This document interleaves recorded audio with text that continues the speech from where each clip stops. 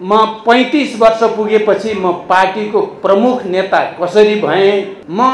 युवक सङ्घको अध्यक्ष 2038 सालमा भनेको त्यो झन्डै 27 वर्षको उमेरमा म कसरी भएँ, अनि युवाहरूलाई नै लिएर मैले जनयुद्धको तयारी कसरी गरेँ, जनयुद्ध र जनआन्दोलन मिलेर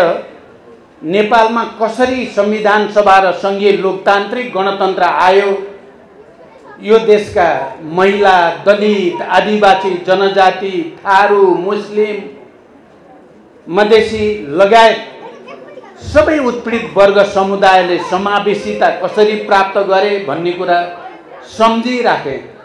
र अहिले तपाईँ युवाहरूलाई स्वागत गर्दै गर्दा त्यति बेला हामीले देखेको सपना नेपालबाट सामन्ती उत्पीडनको अन्त्य गर्ने, वैदेशिक हस्तक्षेपको अन्त्य गर्ने र जनताको नेपाल,